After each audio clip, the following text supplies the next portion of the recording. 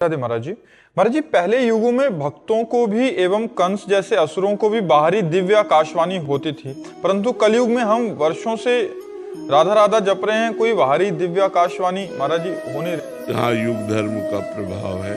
नहीं, आपकी बात हम मानते हैं, युग धर्म का प्रभाव होता है। कलयुग में बड़ी मलिनता है। आप राक्षसों के चरित्र पढ़ के देखिए, 10-10 हजार वर्ष, 50-50 हजार वर्ष तपस्या करते थे। ऐसे थोड़ी वो संसार को हिला दिए। और तप हिरण्यकश्यप ने इतनी तपस्या की कि शरीर ही नहीं रह गया था, हड्डी हड्डी। तो ब्रह्मा जी ने जब कमंडल में जल डाला तब उसका शरीर फिर पुनः प्रकट हुआ। तभी तो त्रिभुवनपति पूरे त्रिभुवन को हिला दिया, कोई जोड़ नहीं था। ऐसे वरदान मांगे कि सिर्फ भगवान ही मार सकते थे, दूसरा कोई उपाय नहीं। भगवान ने फिर नरसिंह रूप रख करके। तो पहले क्या था कि बड़ा पवित्र वातावरण था, तो राक्षस भी पवित्रता से तपस्या करते थे। और अब तो देखो, अधिकतर संध्या नहीं करते, बंधन नहीं करते, शराब पीना और यहाँ तक कि मांस खाना, ये सब बातें आ रही समाज में कि नहीं आ रही। बड़ा समय विचित्र है। कुछ ऐसे जन हैं अभी जो अपने आप को बचाए हुए हैं। कलयुग का एक प्रवाह, पहले युगों का क्या प्रवाह कि राक्षस भी तपस्या करते थे, लेकिन कलयुग का प्रवाह जो तपस्वी कुलों में उत्पन्न हुए वो भी राक्षसी आचरण करने लगे, गलत आचरण। युग धर्म का प्रभाव तो पड़ता ही है।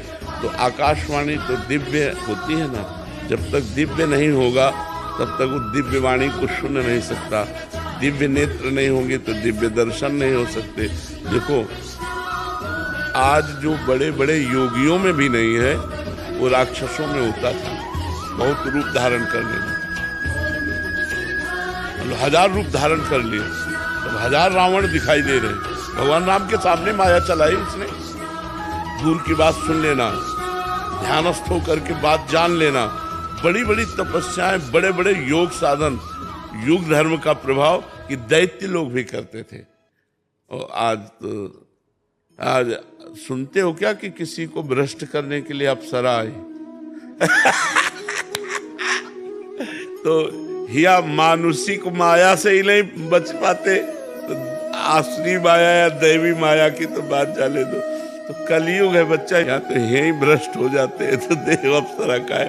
तो बहुत सी बातें हैं जो युग धर्म में ढक जाती हैं। जैसे जो पवित्र वृक्ष हैं, जो पवित्र फल देने वाले, रसमय फल देने वाले स्वाभाविक वृक्ष हैं, वो अंतर्ध्यान होते जा रहे हैं। देखो, एक एक गाड़ी आम, बड़े बड़े वृक्ष होते, वो वृक्ष ही गायब हो गए। और वो नकली चले, इतने इतने हैं, इतने इतने बड़े आम लगे हुए।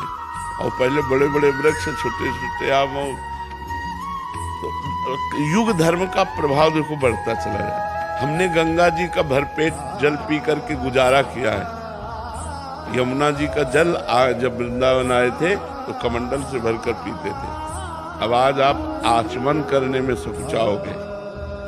युग धर्म का प्रभाव देखो, हमारी पवित्र नदियां जिनका जल पी करके हम गुजारा करते थे, आज हम आचमन नहीं कर सकते। तो ये युग धर्म का प्रभाव देखो कि पहले जैसे वृंदावन में आज के मान लो 25, 26, 30 वर्ष पहले जगह जगह प्याऊ लगे हुए थे, लोग श्रद्धा से पानी पिलाते थे।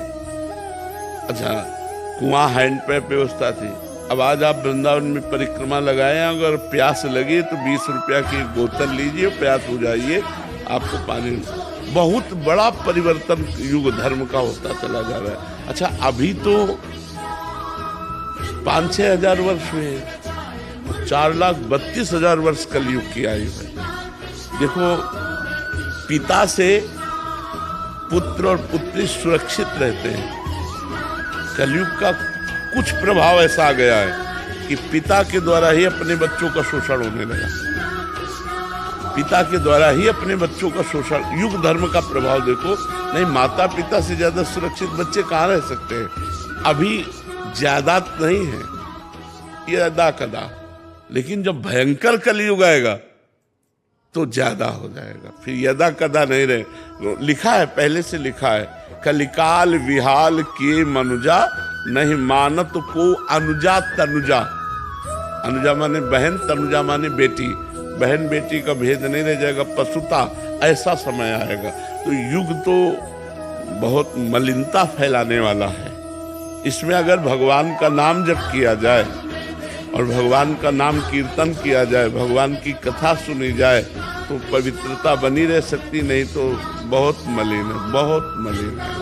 महाराज जी, कभी कभी मन में ये आता है खुद से कि ये गलत कर रहा हूँ या ये सही कर रहा हूँ मैं, तो क्या यही चीज जो मन में अपने आप आ रही है, यही आकाशवाणी है आज के? नहीं, आकाशवाणी तो मनवाणी है, ये आकाशवाणी थोड़ी। आकाशवाणी दिव्य होती है, तो आकाशवाणी जो होती है वो विशिष्ट और परम सत्य होती है। जैसे कंस के लिए आकाशवाणी हुई, देवकी का 8वां पुत्र तेरा काल बनेगा। बाल पकड़कर उसी समय मारना चाह, क्या मार पाया क्या?